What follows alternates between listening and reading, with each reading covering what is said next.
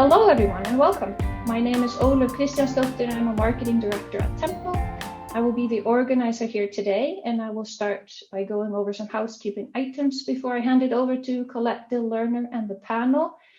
But again, thank you all for joining today. We sincerely hope that you will enjoy the discussion here and that after the session you will feel inspired and motivated to take action either for yourself or within your organization. With that, I will hand it over to Colette and the panel, who will take care of introducing themselves. So Colette, all yours. Awesome. Thank you, Olaf, and welcome to everyone to the second Women in Tech panel hosted by Tempo, where I'm the acting CMO. Like all of our panelists today, this is a topic that is near and dear to my heart, not just as a person, but also as an executive of a fast-growing tech team.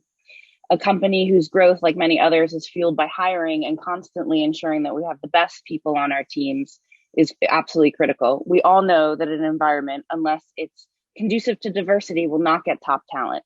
So instead of talking about how important this is, we're hosting a conversation today about how companies and women and those who identify as women can discuss and thrive in environments. And so with that, I would love all of my panelists to give me a 2-minute intro that includes who you are, what you currently are doing, and how you found yourself in tech. And with that, I will ask Danica to please start. Hello, hi, I'm Danica. So I'm currently a web developer for Adaptivist, but their Norwich branch, you could call it, called Brew.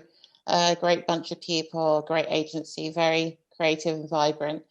I found myself in tech after eventually following my nerdy hobby as a child growing up. I loved computers. I loved just sort of being online, as we'd call it back then. And I was always fascinated with it. But at the time in school, there wasn't much resource to follow it as a career path. So I sort of dwindled around in different things that I found myself good at the time. At one point, it was IT and animation.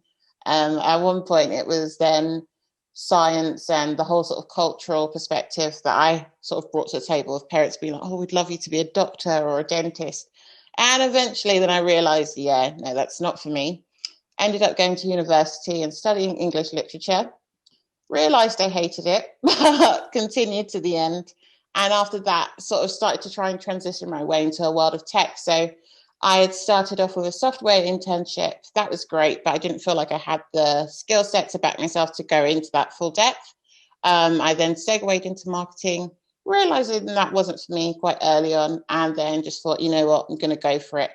Ended up as a digital producer doing animation, video editing, and a bit of web development. And now I specialize in web development. And here we are.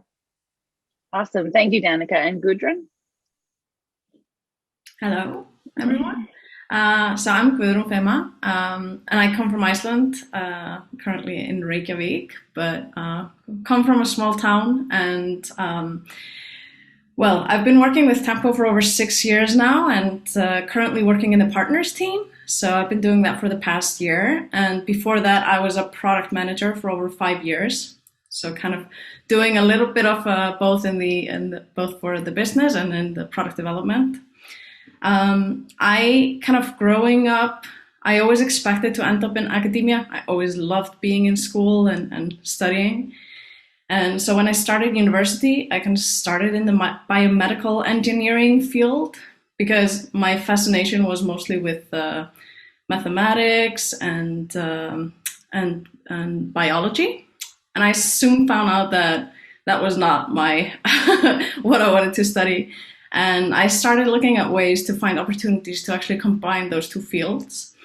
And at first I came up with computer science. And like Danica, I gave up on that after a few months.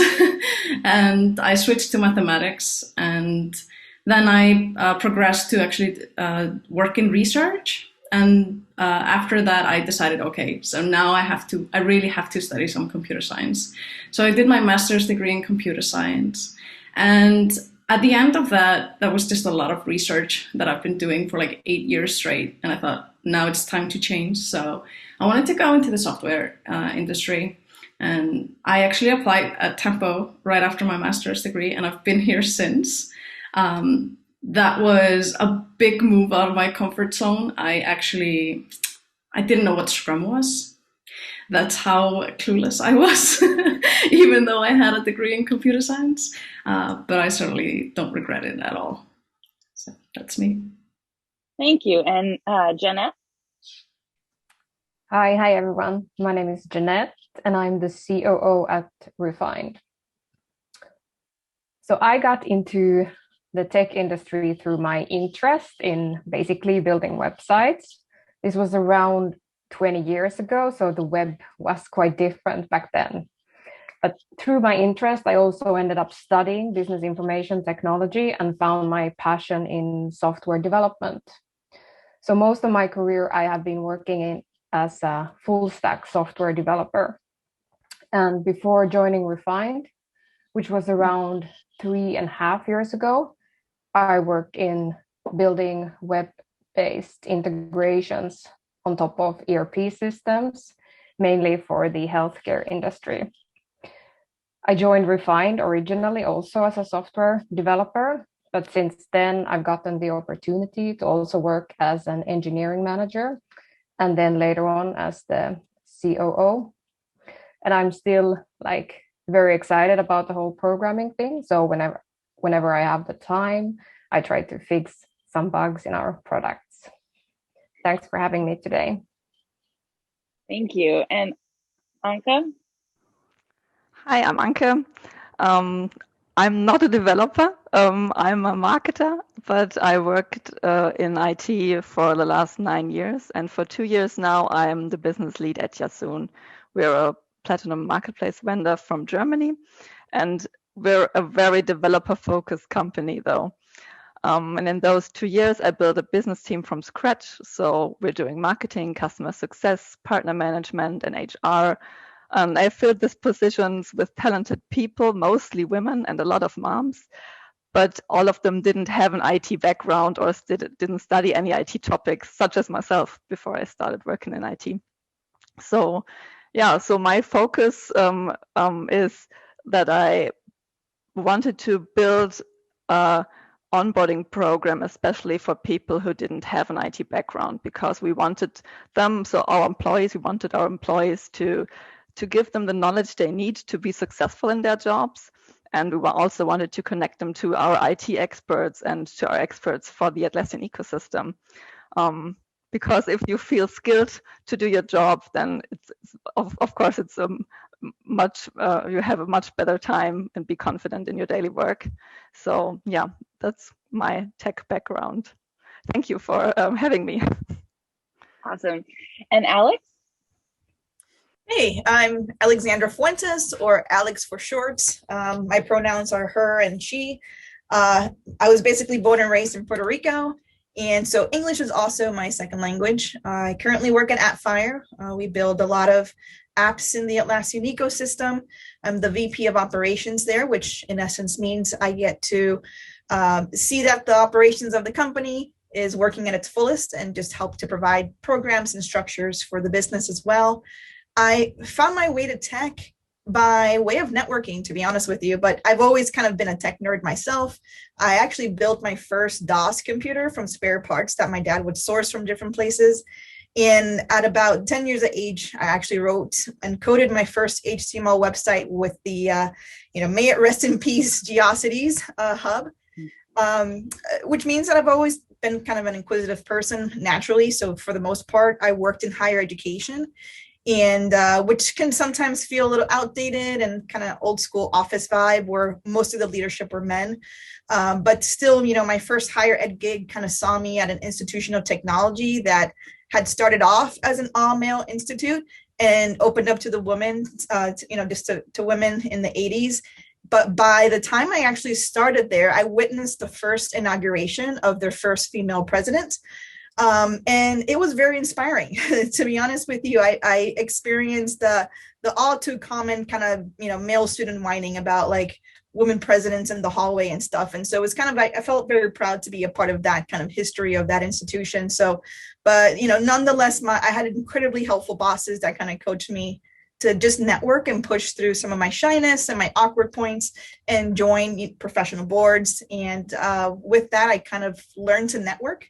And at that time, it kind of brought me to a different institution where I befriended the person whose spot I had taken over. And that person happened to transition to the IT department. And I encouraged her to kind of work together with me on projects to save the college money and provide efficiencies just across the departments. And by extending that hand to another strong woman, she in favor extended her hand to me when I was ready to transition outside of the institution, and ended up recommending me to a co-founder of AppFire, and which at the time was an up-and-coming company. So here I am. Thank you, guys. Thanks, Alex. And last but by no means least, Ms. Sherry. Hello. I'm Sherry Yang. I'm a remote software engineer with Adaptivist based in Calgary, Alberta, Canada. I use she, her, hers pronouns. I found myself in tech pretty much going through the traditional Taiwanese expectation to become a doctor, and then I didn't like it.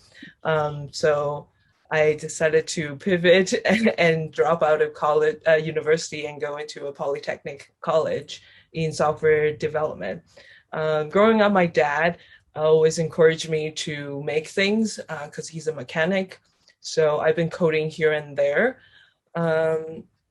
I've been in the tech industry for almost a decade, and I've made various tech solutions for industries like agriculture and Internet of Things, as well as like the meat industry and industrial architecture. So it's tech for me has been eye-opening into the world with various industry, and so far I love it. So far I still enjoy it. That's great. Thank you. Who knew parents' failed dreams for doctors would lead so much talent to Atlassian? So I would love to start this panel a little bit differently. Instead of talking about, let's talk about some of the positives. So Anka, if you could start, what is one advantage that you feel has been in your career that would be beneficial to other women in tech? So I specifically remember a situation in my former job where my former boss told me, I like that you always say, yes, I can do that to challenging tasks. And I smiled because this was actually a thing I started doing intentionally. I read somewhere that many men always have a can-do policy, and women often have doubts about their skills.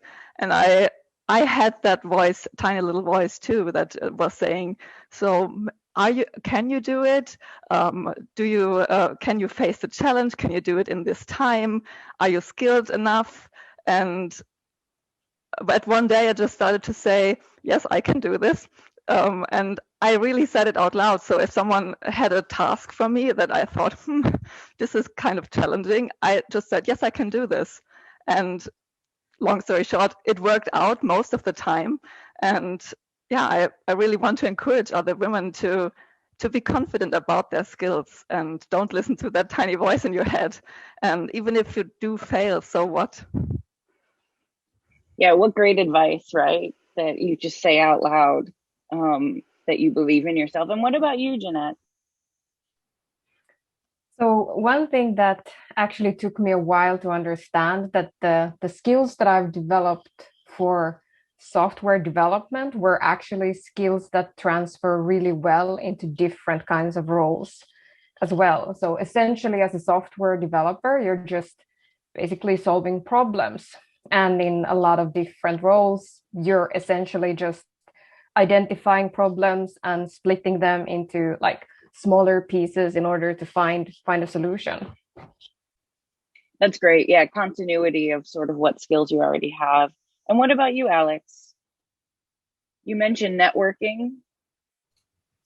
Yeah, I think networking is one of those areas that is very kind of, I remember the first time I was approached about it, I was scared. And, I think when we're raised as little girls, we're always told to kind of just sit down, don't say this, don't do that. And So for me, networking felt like so much pressure to do something that was outside of my comfort zone of what I was taught to do, which is just to sit there and not do much. I had to really kind of learn the skills to be able to provide just not just value for myself and to market myself, but also to just meaningfully make relationships too that spoke on a different level, right? It's so easy for us to make friends, but making professional friends just seemed kind of out of reach for me. So I started to kind of understand that my language and my even my body language kind of did not speak of confidence. And through networking, I practiced a lot of that. I had a lot of mentors and professional coaches that I've met through being part of a board for about 7 years.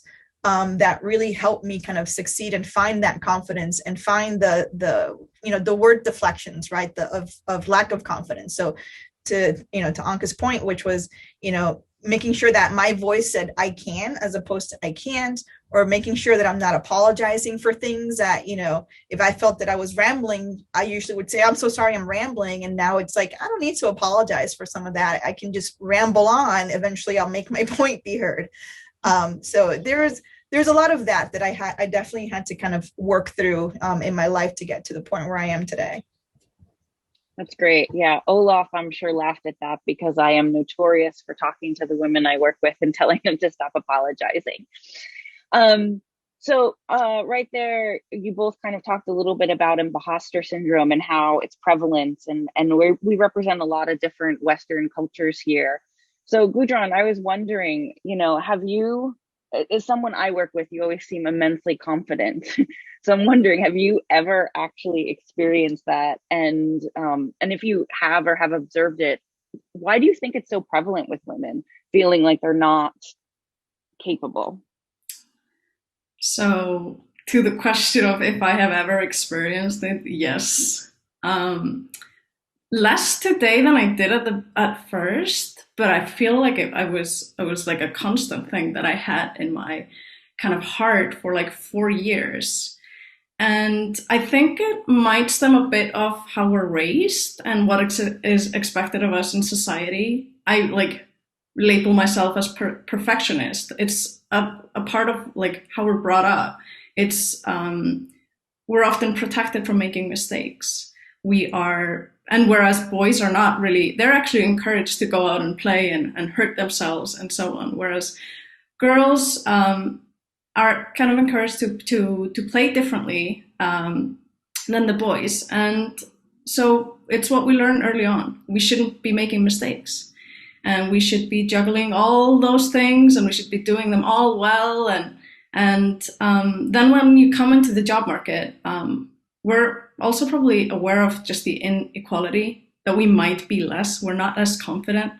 And that with the fear of making mistakes, I think we often develop the feeling of being imposters. I think it stems a bit also of how we describe the same qualities in men and women. We use the term ambitious, determined, a go-getter for men. And then we use she's pushy, she's nagging, she's annoying for women, example. And they're actually often used like you're describing the same qualities in people. But I also wonder if the imposter syndrome is maybe more general than just in men, like just in women. It might also be very dominant in men. They just don't talk about it because it's not very, you're admitting your insecurities, and that's not a very manly thing to admit. And so I think it stems from a lot of things, but I think it's definitely just about how we're raised.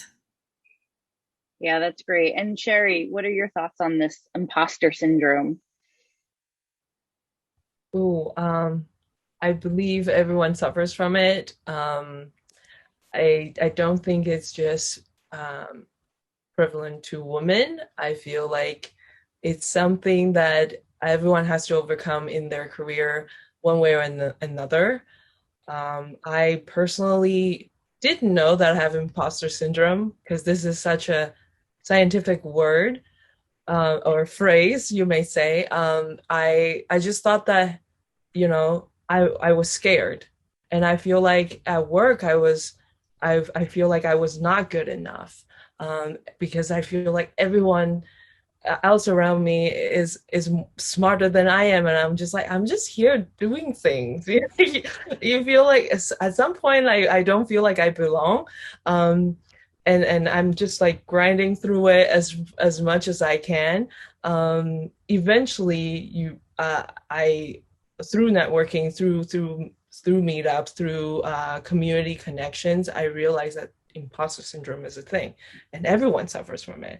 And I started to normalize my anxiety, and trying to look at it with a positive attitude, and understand like how to overcome imposter syndrome, how to be better at it, have a positive attitude at it, because even CEOs have these issues, and I think it is simple to like hyper focus on it, and put yourself down, but every time I feel like a negative energy, I usually look back at the career that I have so far and say, "Hey, Sherry, you're not too bad," and that makes me feel better. And I think that I would definitely encourage everyone else to do so. If you ever think too little of yourself, just look back and check out what you've done so far and give yourself a pat on the back. Yeah, that's great. That is absolutely great. And Anka, did you have anything to add to this conversation about imposter syndrome? I know you and I share the also issue of being non-technical people in the technical world. Yeah, yeah. I mean, that's actually the thing I always feel like, when people in our firm talk about tech, I always feel like, am I right about talking about that? Is that the right tech term? So I do feel like an imposter, but on the other hand, I don't think even if anyone studied tech, they couldn't launch an app in the Atlassian ecosystem just by themselves. So it's always a great learning by doing component in every job. So probably everyone has the syndrome. Just some might have it more, some might have it less. But yeah, it's just something you have to overcome, and don't think about it too much. Just try and go ahead. Yeah, that is great advice. So now I'm going to switch to the topic that I'm sure everyone expected us to talk about, which is about identity. And I want to start this question with you, Danica. How does intersectionality impact your choices in the ways that, and what are some ways that companies, as we begin to, try to encourage them to be more expansive, how can they think about identity for women beyond just gender and about, racial identity and sexual identity? That's a great question. I think in recent news as well, we've heard a lot about, Prince Harry and Meghan Markle, and she said a very poignant piece around her son Archie having books and stuff, and it says in there, if I can see it, I can do it. And that whole poignant phrase of I can do it is something that I think sticks to a lot of people. For myself, when I was first sort of coming into tech, especially in Norwich, which in the UK, East of England, isn't the most diverse area, it was sometimes looking in companies and being like, actually, is there a figurehead that I can look to and be like, actually, you know what, that's someone I can learn from. Someone who, if the opportunity arose, could mentor me, or I can identify with their career path and be like, you know what, this company has shown me that they champion people, they champion Black women, or they champion women in general to go for wherever it is that they want to diversify in their career and actually get there. Because I think, especially at the moment now, we're having a lot of these great conversations around intersectionality and representation, but I think sometimes it's a bit more along the lines now of putting your money where your mouth is. When you look at your board of directors, are they people who maybe not necessarily even themselves champion diversity in terms of how they appear and how they present, but are they people that's their ethos, that's what they believe as one of their core values, and in everything that they do, they're constantly working to make sure that that's something that they're not letting unconscious bias or just a whole wealth of things sway their decisions on who they're employing or who's promoted or what opportunities people go for. I think one of the biggest things that it's a work in progress, but it's something that I've been realizing is that when I walk into a lot of different, tech companies or different roles, if I can't have those conversations with people along the lines of, okay, well, how does your company champion diversity or intersectionality? And suddenly I throw out that question, there's a massive wall of, whoa, whoa, whoa, you've got a bit too serious, then maybe that's not necessarily a room I want to be in. Because I understand that's coming from a place of privilege, because a lot of people are looking for a job and they just want to make ends meet. But I'm talking about somewhere that you want to build your career in. Because it's all good and well sometimes getting into the room and being like, yes, I've done it. But if your mental health and your well-being is constantly going to be at stake for the X amount of years that you're dedicating your life to this place, then maybe those conversations need to be had a lot earlier on. Yeah, I think that's a great point, both about being able to see it, but also understand the company's real intentions. And Alex, what are your thoughts about intersectionality? And I know that academia does this a lot better, I think, than the private markets. So are there any lessons that you learned there about how that has that you've brought to your operations role? Yeah, great question. I mean, in higher education, everything is always catered to the public, to the students. And, sometimes sometimes we also don't get it right on the staff level too. And one thing I really learned from my last gig in higher ed was actually my first institution that actually had a diversity and inclusion department. It was just a staff of 3. They both came from the industry as well, and they were fantastic about outreach. They were fantastic about being open to receiving the criticisms, right? If people weren't feeling accepted or open to be verbal, to speak, to express themselves.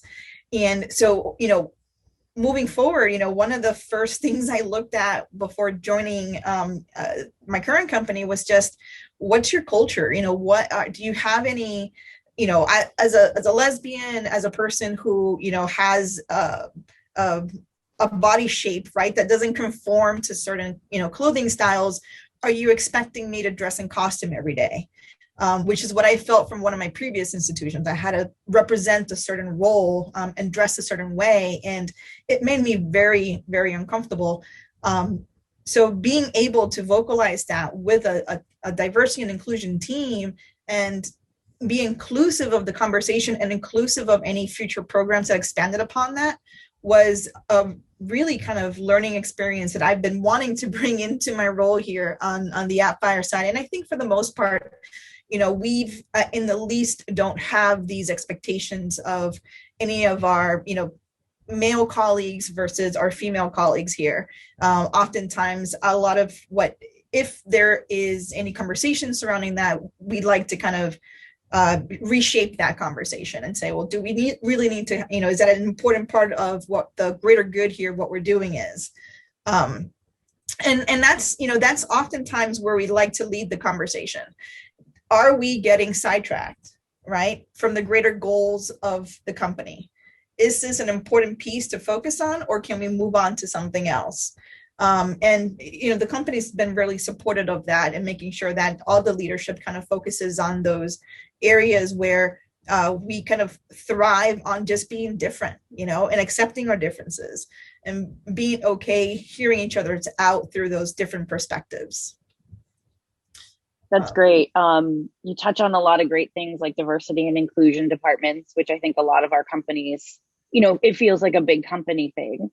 But that touches into what I'd love to talk about next, which are, how do we have policies? If you can't have large diversity and inclusion departments, but, as Danica said, right, you have to, how do you get to a place where you can have boards and executives within your organization that represent the type of talent that you want? And I think we all agree women represent talent, being 50% of the population. So I want to ask you guys, what are some policies that you've seen or you would like to see that promote inclusion and diversity? And Sherry, if you don't mind, I'd start with you. Yeah, for sure. Adaptivist is is actually an endorsed employer for women with Work 180. Work 180 focuses on women in technology. It is currently based in the UK. So in our UK team, we're definitely working. Our hiring department is working with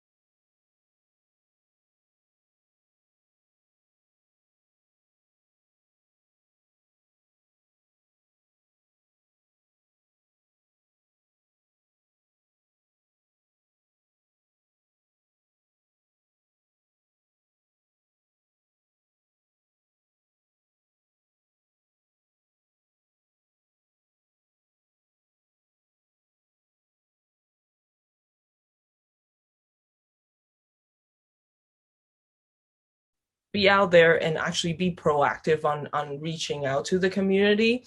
A lot of company will actually just do their regular posting, and they don't really, and they're expecting like everyone to apply. But you have to know like the market is more than 80% men. So especially going into engineering, software engineering. So we need to actually be purposeful when it comes to like reaching out to LGBTQ communities as well as women in the community. So like you just have to be intentional in that case. Yeah, there's two great pieces. So this idea of external endorsements, right? So people that you whose data is proved, and then active investment in recruitments in order to reach folks. And well, Jeanette, I'm going to ask you this question as our COO. So, what kind of policies have you seen enacted or thought about in order to drive inclusion within your organization? So at Refined, we have something that we call like the house rules. I'm not going to go very deep into all of them, but some of the words that we use are, for example, empathy, curiosity, down to earth, humble, and ambition. So as you can see, there is like certain types of words in there. So these are essentially our company values, but we go a little bit in like deeper into them, trying to describe what we actually mean by these. And it's super important that these are not just some words that you stick to the wall. These need to be the unique characteristics that define your company as a workplace. And like these also need to, of course, connect to the business, and the employees also need to be able to see these in action and like the connection to the real world in some way. So we use these a lot in recruitment, for example. So for each recruitment, we make a scorecard for each of the profiles where we're trying to hire people for. And then we've transformed these values also as values into the scorecards. So to make sure that we hire people who appreciate our values and our way of working. So we talk about team fit, not cultural fit, because in the cultural fit, you often have the bros drinking beers together type of situation that we're definitely not aiming for. And then not a policy, but our co-founders, I think, have done an amazing job with this. Both are men, and they are very family first. So they both actually stayed at home with their kids while running the company. And I think that just sets like an amazing example for the rest of the company, that life actually comes first and the work comes second. Yeah, that's all great advice, including having men who don't just talk the talk, right? Who walk the walk. And what about you, Gudrun? What have you seen or hope to see in policies to be more inclusive? So I think we're here in Iceland very lucky. We actually do have, in some laws, gender equality just stated. Boards have to have equal gender quota, the same as equal pay as well. However, we still see those problems, and there is actually a very it's called the Icelandic International Women's Day, where we, or like not international, the Icelandic Women's Day, where women leave their work when they have with half through the day, like when they work for their salaries, and it represents the equality or the inequality of the salaries. And when we do that, a lot of things actually shut down, and it kind of demonstrates how powerful and how much wealth women bring to the society. But for the policies, like exactly this, being able to have equal pay, and I echo all the other panelists here. But like there are like just some minor things that we can do that just make women and other people just feel welcomed into the office. If you just think about the bathrooms where we have just like non-genderized bathrooms, and offering feminine hygiene products, that's a very simple thing to do. It just makes it normal that there's a woman in the workplace. Those are like, it doesn't always have to be about policy. It always also is just about feeling like, oh, these are the normal things and I can always access them. But as for this, I think it's also important that because women have been not really represented in this place, we have less experience in the software industry, for example, or in tech. Like we might not have there might not be a lot of women that have 20 years of experience in tech. Just because we've either haven't had the courage to go in because there haven't been other women to help us go in there. So hiring based on skills rather than experience, because also let's just face it, technology is getting outdated very fast. So looking more at those skill sets that you want people to have in the team, and like was mentioned before, like make sure that they're a team fit, and that we're creating diverse teams, not also how can we fit the women into the tech teams and not just put them in a separate section of the company. That is not diversity either, to have like a completely gender split organizations. I know you're going to say that don't put all the women in marketing, right?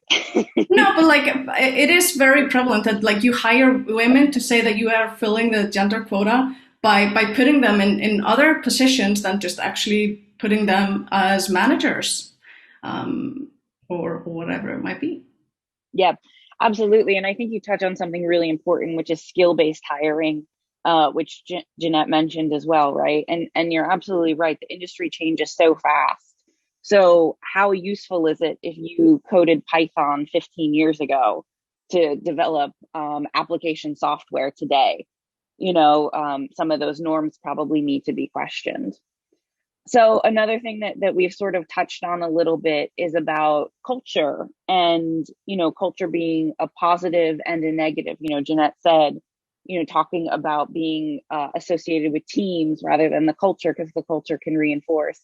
And Danica, I was wondering if you could kind of talk to us a little bit about, you know, the toxicity that can happen within cultures, and how do women manage it when they run into these situations, when they're in an organization that isn't as evolved as some of the ones we're a part of?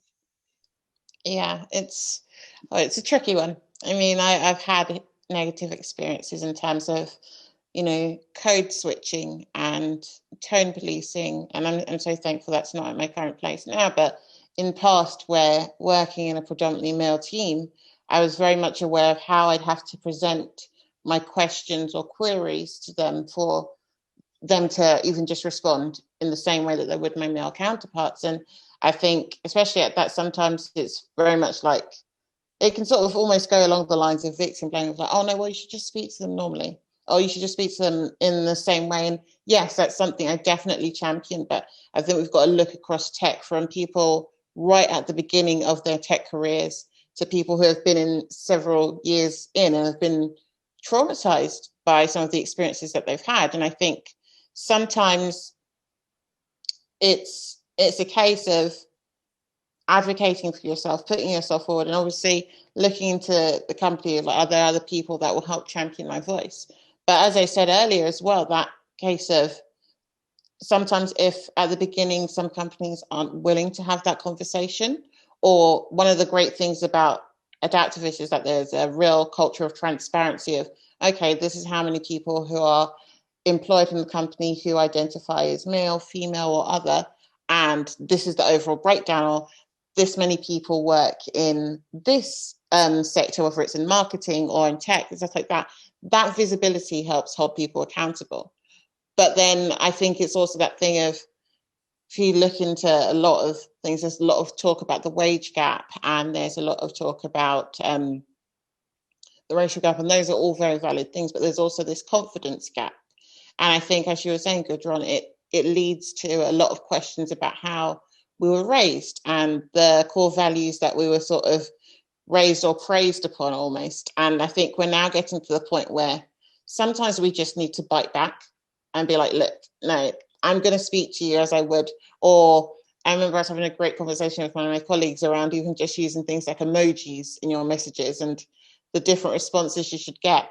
I think we're now moving past the point of people having to constantly tone police themselves. And actually, I think one of the most vital things that we can encourage ourselves to remember is that however we present, we're an asset.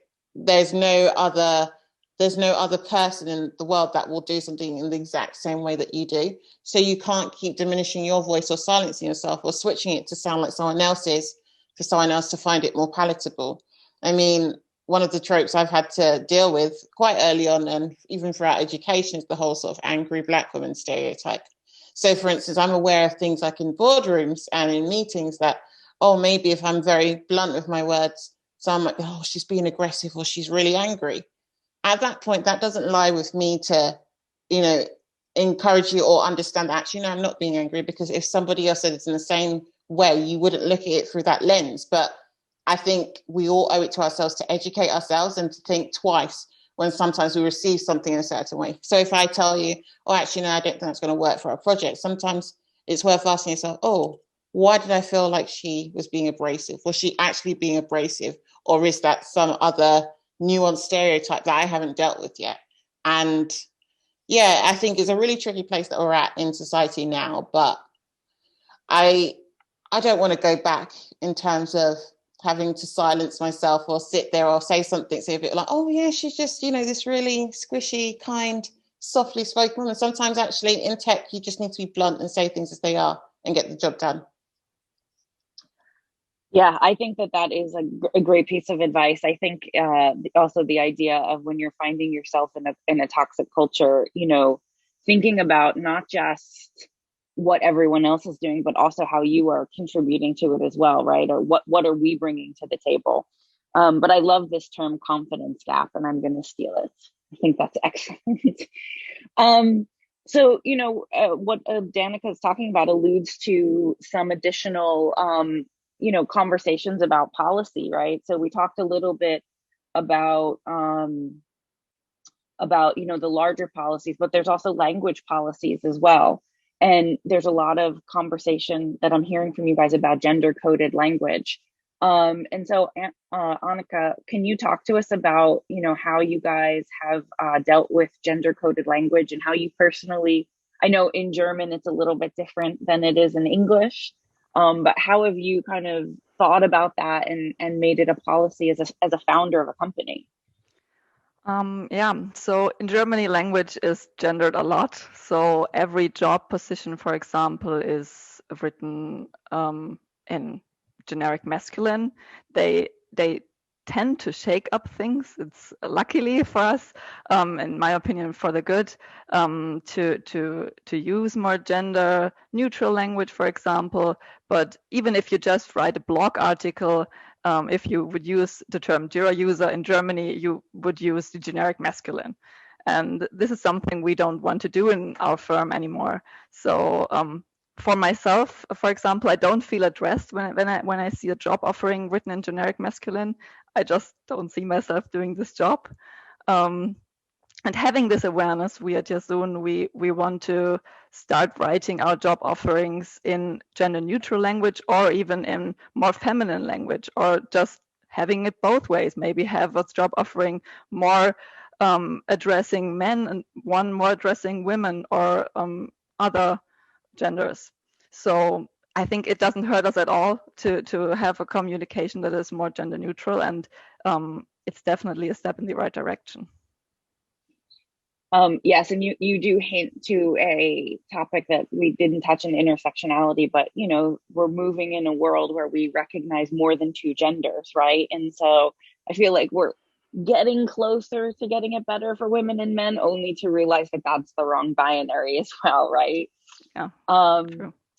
And Gudrun, I know that this is a passion for you. So how do you think about gendered language, and what are ways as a leader within our organization that you kind of think about it for yourself when you're presenting in meetings or with clients? That's true. I mean, unfortunately, Icelandic is very much like German in the way that we also have this very masculine dominant ways of naming also new things. And I think like it's really hard to change a language. That's one thing. But I think what's been but we are actually getting new words, and we're adopting new words that are more inclusive. We are, for example, in Icelandic, we have a pronoun for a person that does not, that is non-binary, and starting to use those pronouns, adopting the new things that are being suggested by non-binary people, being able to kind of like go out and learn from them. But I think for me, so I obviously, as Colette has hinted towards here, I am very outspoken, and I think when we meet, like I feel it's very dominant when I often speak to clients, is that I am not respected at all. I'm looked at as the girl that like in the bikini that is holding the board up in the conference, and then so on. It's like, can I talk to your boss that knows a lot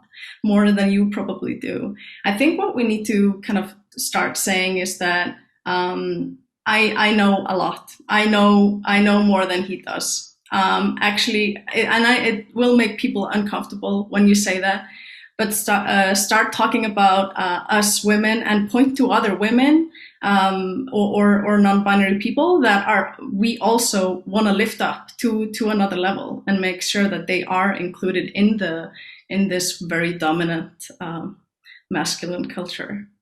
But I would like to say though, it's like with the software teams today, those are actually have a stigma, but like they're very inclusive. I feel like it's often outside of the software teams where you're treated more like a less of a person than within the software teams. And I don't know if that's something that the web developers and like the technical people are more have kind of found. But I would say that that's we really have to push for it in the executive meetings and with our clients.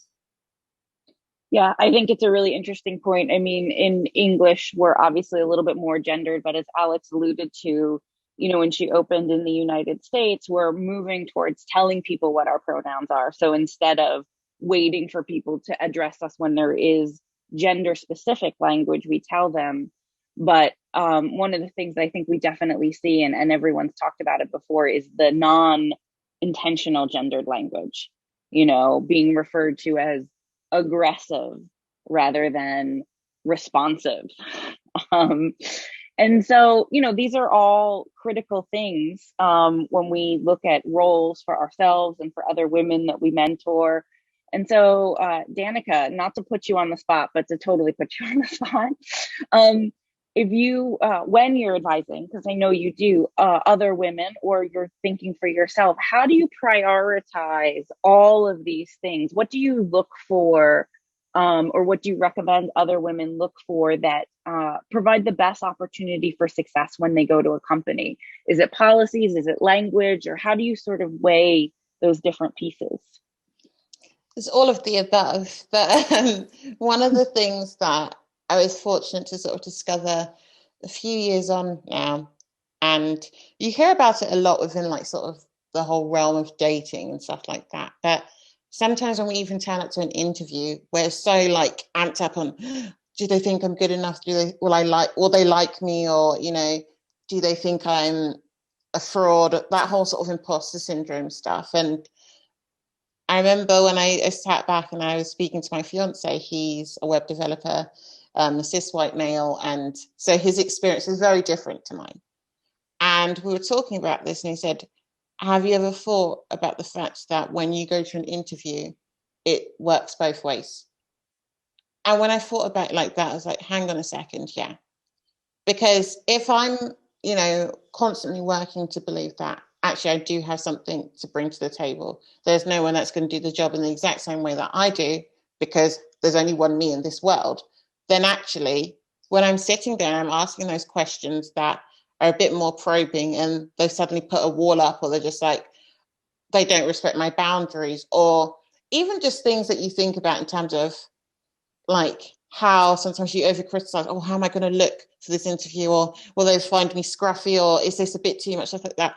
Have you sometimes, I don't know, thrown an Uno reverse card and actually, well, how do they treat me? Do they respect these things? Do they value my time? And I think sometimes when you think of it like that, not only on, I guess, in terms of body language, do you present differently, but you're also a lot more critical in terms of, well, this is actually a place I want to work for, because a lot of job ads and stuff like that make it sound fantastic. And, you know, you can sort of look into, in the past years, unfortunately, sometimes there's sort of like beer guy ping pong culture that you sometimes see, like, oh yeah, you know, like we're a really great atmosphere and all that sort of frat boy party environment stuff. And on the surface level, that can present really greatly, but do you want to turn up to that every single day? And especially sometimes, especially in the job market at the moment, where, you know, people are desperately looking for jobs with the year that we've had, and who knows what the future is going to look like. Sometimes that's a hard question to ask yourself. But I'm talking, and I said it earlier, in terms of if you're looking to build a career in a place where you want to see a long-term future there, then you need to have those conversations earlier on. And I look back now, and there are opportunities that I didn't go for, or I wasn't, you know, the right fit for, I was told. And I'm just so thankful that I wasn't there, or I wasn't in those rooms, because actually sometimes it's worse to come out of a toxic work environment and then have to build that trust again, walking into another job and think, well, are they going to treat me in the same way? Yeah, that's great. You know, it's interesting when you assess a company to sort of think about from their point of view as well, but also to trust how you feel, right? Like, we don't have to be warriors for the cause every day with our own bodies. Yeah. So and, Colette, there yeah. are about 5 minutes left. I'm really enjoying the conversation. We have some side conversations on the chat as well, which I'm really excited about. But do you want to summarize some of the topics and discussions that we've had here today? Yeah, well, I think if we could get one more person, if we could get Alex to kind of tell us her point of view on this, as a person with a different type of identity. How do you make assessments, Alex, especially, again, coming from a world that's so different in academia, right? How do you make assessments, and how do you advise other women? And then Olaf, I'll give the quick summary. Yeah, absolutely. I mean, when I started interviewing for AppFire, which, to be honest with you, AppFire wasn't even in my radar at the time. When I was looking, I was actually being recruited by Harvard Medical. A lot of my questions at the time were surrounded actually along the toxic environment that I was in my past company. At my past company, I was being yelled at by, you know, C-level executives. And I just said to myself, I can never let that happen to me ever again. So when I was interviewing, I was very blunt. I was very, I explained my situation. I explained the level of aggressiveness that was being kind of pointed at me by the C-level suites. And I said, are you going to do that? Are you going to be that person, or are you going to have conversations with me? Are you going to have the attitude where you're just telling me, do as I say, or are we going to work together? And it was fascinating because he was also very blunt with me, and he said, no, I'm not going to do this. And I said, can I hold you accountable? And he said, yes. And I knew immediately with that conversation that I wanted to work here. And I knew immediately that in any other company that I ever will work at in the future, I would have that exact same conversation. A, it set the expectation before I was even hired in terms of how our relationship was going to be. But B, I stood up for myself. And that's one thing that I think a lot of us need to, start working at is, do I defend myself on a daily basis? And how do I defend myself on a daily basis? Do I, to Danica's point, does it come off as aggressive? Am I projecting something, or are they projecting something on, onto me that I need to become aware? Because we do walk around with a lot of unconscious bias. But I mean, my advice for anyone is, just don't be afraid to question things, right? Even if those conversations didn't happen before you were hired, do not be afraid to have those conversations now. If you're seeing something, say something. The Boston MBTA says it's all the time for unwanted packages, but I think we all, in a very metaphorical way, leave unwanted packages around, and we see something and we don't say anything about it. I think it's important for us to build that confidence, just to not be afraid to just raise that voice, and also one thing that leaves us behind sometimes during our growth is the fact that we don't, even when we're saying something, it's not about complaining. It needs to be also, hey, we're not doing this. Can we even start a conversation about doing this that's missing in the culture, that's missing in maybe the workload, anything that you feel that, your ideas should be heard. You should be heard. So don't ever be afraid to raise that voice, and also reach out to your circle. The panelists here, everyone around you that you've worked on, any boards, any friendships, any professional connections, don't ever be afraid to also circle in and talk to them, talk to us, talk to the people around you, because they're going to be your community and your support to help build that confidence and advise you through what probably a lot of us have gone through in the past. And frankly, hold your company accountable, right? If you jump into a company and they say, here's our core values, here's our, harassment policies, here's our family leave policies, and you realize they're not necessarily honoring those, hold your company accountable. Don't be afraid to be that person to say, this doesn't seem right. What can we do about this? Yeah, it's interesting. So with that note, I think that's the perfect note to end on, because it's back where we started, which is around confidence, right? And you ask for what you need, and you take into account, like Sherry said, that everyone probably feels a little bit insecure, but also a little bit of what Gudrun said, which is we may be taught some things that we're not aware of, and ask for what you need, and hold yourselves accountable, and everyone else. Well, I want to thank everyone so much for attending today. This was an incredibly powerful webinar, in my opinion. I hope everyone who watched it has gotten something out of it. I think we've been able to talk on really prescriptive elements, like getting external endorsements to show that you do have positive policies so that you can attract top talent, that we need to be more confident. We need to think about language and how it creates opportunities or closes opportunities for various folks, and that policies translate into important things that matter. And as Jeanette said, having core values, posting them and living them is I think what really helps companies attract top talent. And again, it's not about just creating opportunity for women to create opportunity for women. It's to get the best people at your companies to produce the best results. And that happens when you have a diversity of thought and experience and talent. So with that, I'd like to thank all of you for participating today. And hopefully we can keep the conversation going. And thank you, Olaf, for hosting and organizing all of this, as always. Yes, thank you, Colette. Thank you to all the panelists. And it's true, we've been so fired up. We want to do more of these events. So I recommend for the audience to stay in touch, stay safe, of course, and stay tuned. We might have more of these events for you. Thank you, everyone. Great. Thanks, everyone. Bye-bye. Yeah.